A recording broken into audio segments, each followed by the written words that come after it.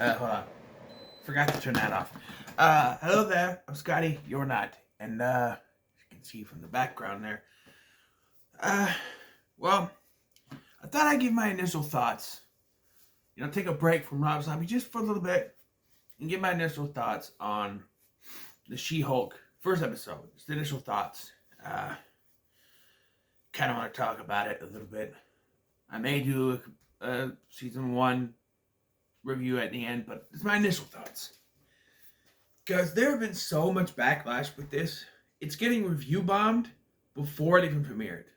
People are just review bombing it online before it even premiered. And that is because a lot of people don't like what they've done with the Hulk. And I can't say that I like it 100%, but I'm indifferent. I'm fine. I remember saying in my Infinity War review that, or Endgame, my Endgame review that I not 100% with it, but it doesn't piss me off. I love the Hulk. All right, I grew up with the Hulk. The 1990s TV series, I watched that all the time. I even watched bits and episodes of the old series from the 70s with Bill Bixby. So I like the Hulk. He's one of my favorite Marvel superheroes. So yeah, I'm a Hulk fan. And this was announced, I was kind of, not excited, but I'm like, okay. And then they announced Mark Ruffalo was coming back. Okay. And they announced the actress who I'd never seen before. I can't pronounce it. Is it Tatiana Maslany? Something like that. Okay. And they made it a lawyer show, sort of like a superhero, Ally McBeal, which when I was younger, I watched a couple episodes of Ally McBeal. It was fine. Peter McNichol was the best on it. It was fine. I wasn't big into it, but I watched a little bit of it. I watched a little bit of a lot of things growing up. Don't necessarily, like them, but I watched them because they were on in the background. I was doing stuff. And I think McBeal was always fine. It wasn't a big show. I was a teenager, so I wasn't, There was probably reruns too, so, And that's kind of what this is. But it startled me off from the beginning because she's talking to her colleague in the law office, and they're like, "Oh, you can Hulk out," and it's like, "Okay." And then she turns and talks to the camera, and I was like, "Wait, she talking to me? This is not Deadpool. Deadpool was the only one that did it. Apparently, does she do this in the comics? I don't know, but it was really weird." And then she goes back, she narrates what happened, and for some reason, I heard it was going to be a blood transfusion. Maybe that's in the comics. I don't know. But here it's a car accident caused by a random Sakarian spaceship that I'm assuming they'll come back to later. And they both end up bleeding. They do explain why Bruce Banner is human. Although I feel like there's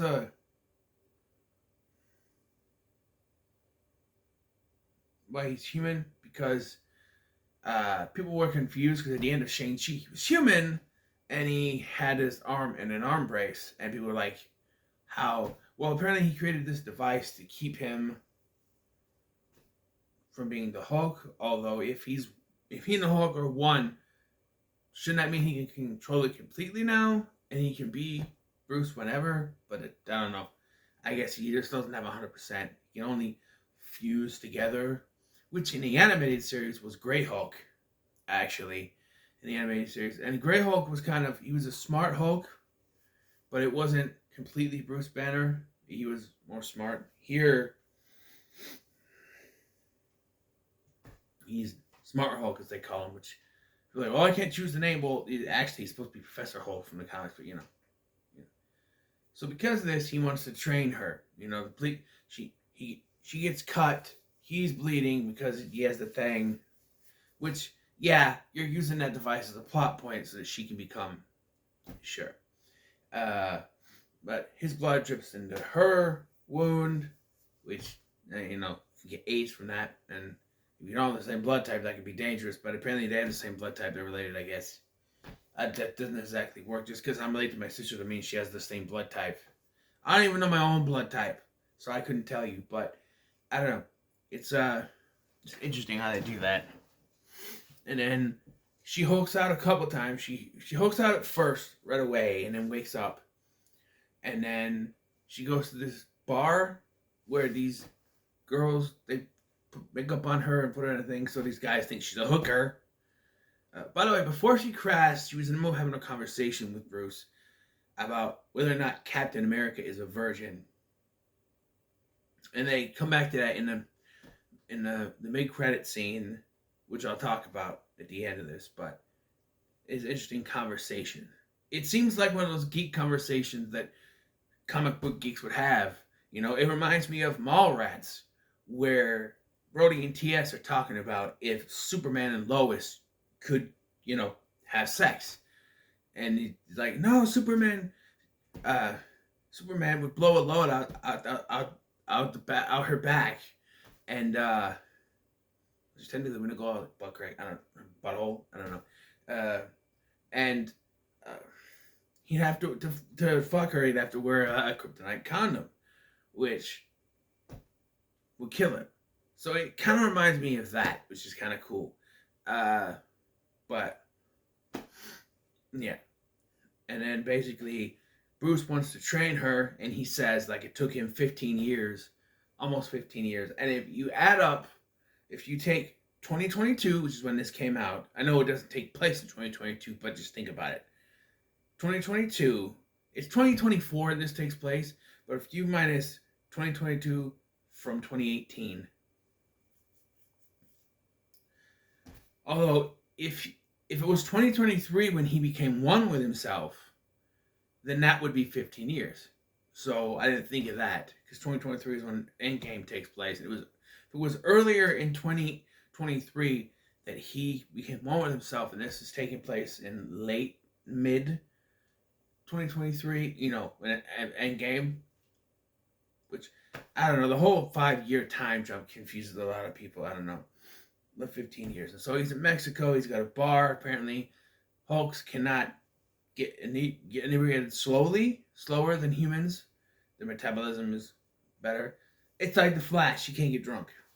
So, I've been watching the Flash the first 2 seasons, and so, yeah, he can't get drunk. They had to create in season 2, Caitlin creates a thing. Is it season, or is it season 1? One of them. And it works for like 2 seconds, and then it goes away.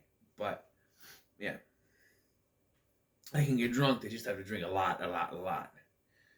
And there's not really a bad guy fighting in this until the end, because she's different. She can control it, unlike Hulk, which is a little bit different for me, because I grew up, if you don't know, in the animated series, she was stuck as a Hulk, but she was complacent. She was herself inside the Hulk, which is the way it is here, but she couldn't go back and forth. She was stuck. That was her problem, and she wanted to get cured in that. I also want to point out that her hair is like mid-length and curly, and when she hulks out, it gets longer. I'm like, how do they explain that where her hair gets longer? And then I realized Banner's hair gets shorter when he hulks out, because he's got the little curls in his hair. Mark Ruffalo does. When he comes to Hulk, it's shorter. It's not like this one from the 2008 one. They changed the hair from the little caveman style haircut to it's like a flat top now. So, yeah, his hair gets shorter, her hair gets longer, which is very interesting. And they end up getting into a fight because she wants to leave because she thinks she's fine. He says she's not. And then they get to a fight which destroys his bar, so they have to fix it. And then she does go back. And then we're all full, all the way through, and then she's at a court case. She says she's not going to lose her temper, but then someone breaks, and she's about to give her, her final testimony or whatever it's called. Not a lawyer. But you state yourself to the jury, your final statements or whatever it is. Yeah, final statement. The superhuman person who we know from promo materials is Tatiana, I think it's called. Titania, whatever. Comes in and starts to attack someone, but she fights it. She hulks out and fights it. And yeah. Then it ends with, I have to give my final statements now. Afterwards, she just turns back. Yeah. So apparently she told only her best friend, I hope we get more Bruce. Oh, it wasn't just this episode. Everything we saw in the trailers was from this episode. But I'm hoping there's more Bruce. I'm hoping she goes back to him. I'm hoping there's more, because I don't know. Then again, they said that Don Cheadle was going to be in uh, Falcon and the Winter Soldier, and he was like in 2 episodes for like 5 minutes total. So maybe this was it for Mark Ruffalo, but I hope he comes back for more. But yeah, and then the final mid-credit thing, we finally get confirmation, everybody, Captain America is not a virgin. And, you know, because you think about it, he was in the USO for a long time as Captain America. Peggy was gone. She was off doing her own work. He was doing the USO tours. And, you know, looking like he does with all those women all over you, it's not going to take long before you know. You're not going to say no for long. Even if you do have it out for Peggy. So yeah, it is confirmed by Bruce that he lost his virginity in 1943 in the USO tour. So, yeah. He's not a virgin. Okay? But, yeah, this was fine. For our first episode, it was fine. I think they did a good job with the comedy. A lot of people, that's their big problem. I've seen people react to the trailer for this and go, oh my God, it's comedy. Oh my God. When they do the Hulk. It's like, if you're so against it, why even associate yourself with it? Why even watch it? I've seen critics, I won't name names, but they've watched the first 4 episodes. They've been sent screeners, and they're like, they're bitching, complaining. Well, from the tone I got from your trailer reactions, you weren't into it. So why would you think, if you were sent screeners and you think, oh, I'll give it a chance, but if you weren't into it from the trailers, why would you be like, oh, they sent me the screener, I know I should probably watch it, but I don't really want to. But I don't know, I'm just going to give content for your channel, I guess. But I think it's fine. I didn't have anything. I haven't watched Miss Marvel or Moon Knight yet. We are going to watch that eventually. Hopefully starting next week I can convince my son, hey, let's watch these, and the Eternals. But like I said, I told him it was 3 hours, and she's like, eh. So, but I got to try to convince him, hey, if we're going to, I've seen it, so it's not a part of I want to see it. It's a part he needs to see it so that he understands what's going on within the MCU. So, but yeah, this was fine. Nothing big. It's a solid start. Can't really say much for the rest of it. Maybe I'll talk about it, the whole thing later. But it was a nice start. I hope. Sorry, I farted and it's terrible. It's like, oh God, what did I eat? Oh, I don't often, I don't often get myself. Every once in a great while. I'm sorry. It stinks. It's terrible. So what are your thoughts on the She-Hulk premiere? I'm not going to do this episode by episode, by the way. So this is just something last minute I wanted to... You know what? I'll talk about this. I'll talk about it, What are your thoughts on the She-Hulk premiere in the comments below? Make sure to like, share, and subscribe. Thanks for watching. I've been Scotty, and I'll see you in the next one.